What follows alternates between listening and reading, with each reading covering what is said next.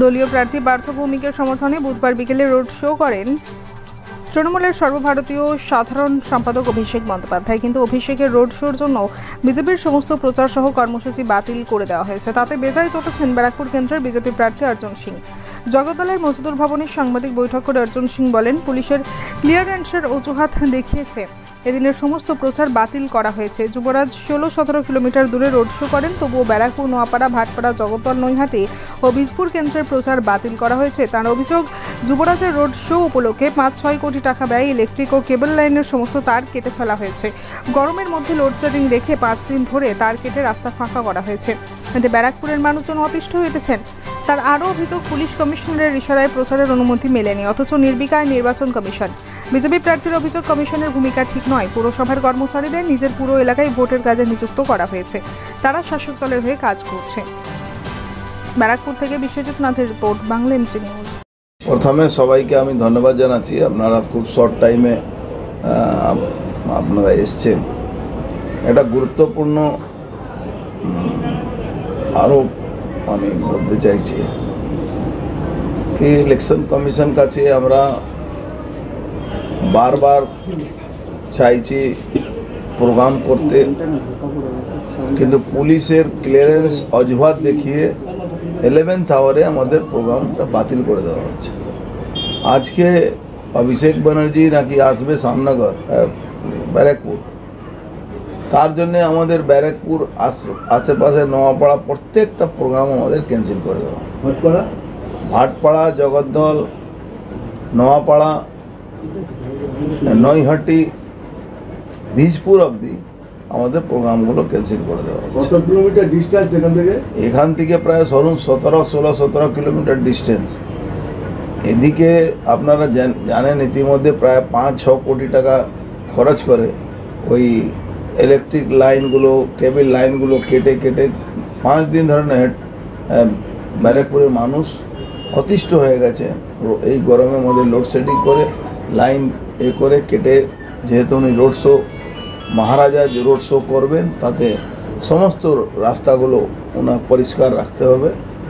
এই ধরনের আচরণ মানুষের খুবই অসুবিধা হচ্ছে। তা সত্ত্বেও ইলেকশন কমিশন এখানে কোনো নজরদারি করছে না, যেহেতু পুলিশের স্পষ্ট পুলিশ আইন না মেনে তাদেরকে সাপোর্ট করছে, তার জন্য এই সমস্যাটাগুলো হচ্ছে। আমি ডাইরেক্ট পুলিশ কমিশনারের এগেনস্টে কি আমাদের পারমিশনটা এই থানাগুলোকে বলে এমন করে দিচ্ছে, ওখানে এনওসি দিচ্ছে না, তার জন্য ইলেকশন কমিশন বাতিল করে দিচ্ছে। অনেক ক্ষতি হচ্ছে প্রচারে, আমাদের সমস্ত প্রোগ্রামগুলো বন্ধ করে দেওয়া হচ্ছে, এটা ব্যাপক ক্ষতি হচ্ছে।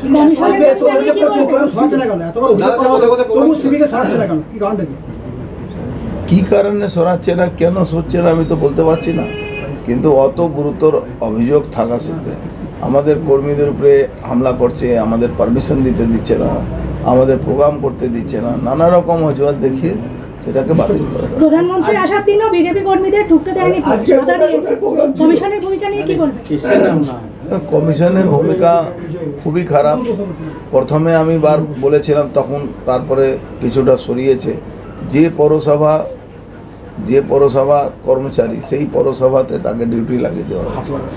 তারা সরকারি পক্ষ বায়াস হয়ে তারা কাজগুলো করছে।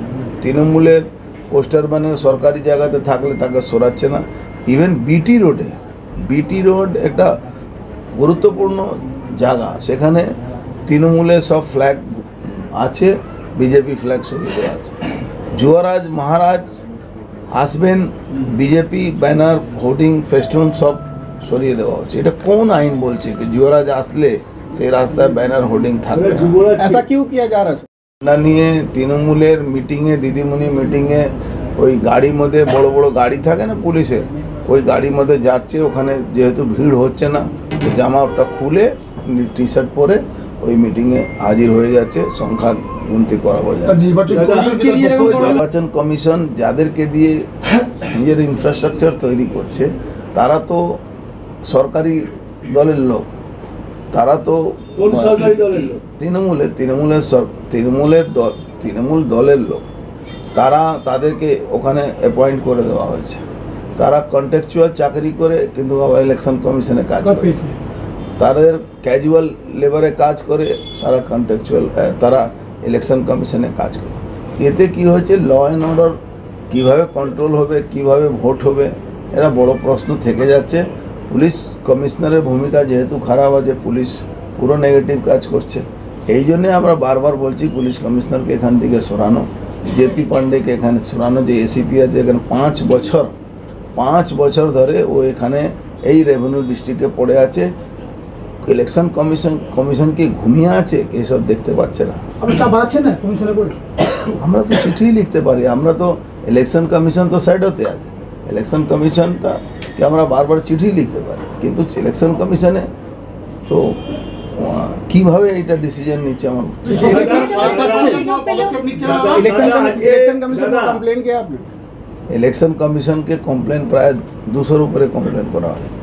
যা এদের ভূমিকা নিয়ে এরা যেভাবে বায়াস হয়ে কাজ করছে, আমরা ইলেকশন কমিশনে প্রায় 200 কমপ্লেন করা হয়। कोई रिप्लाई आया কোনো इलेक्शन কাজ कमीशन হচ্ছে से? না।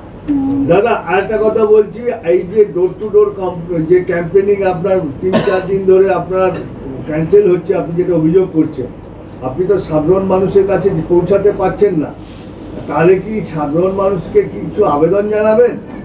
সাধারণ মানুষকে কাছে আমি একটাই আবেদন জানাতে চাইছি, যেহেতু পুলিশের মানে পুলিশ যেভাবে ইলেকশন কমিশনকে মিসগাইড করছে, তাতে আমরা যে মানুষের কাছে পৌঁছতে পারছি না, আমাদেরকে ক্ষমা করবেন।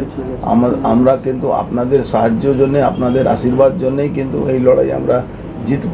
কিন্তু যেভাবে আমাদেরকে টেকনিক্যালি বাধা দেওয়া হচ্ছে, আমরা হয়তো আপনাদের কাছে পৌঁছতে পারছি না, কিন্তু সোশ্যাল মিডিয়ার মাধ্যমে আপনাদের কাছে আমরা সবসময় প্রস্তুত থাকব, আমরা মিডিয়ার মাধ্যমে প্রস্তুত থাকব।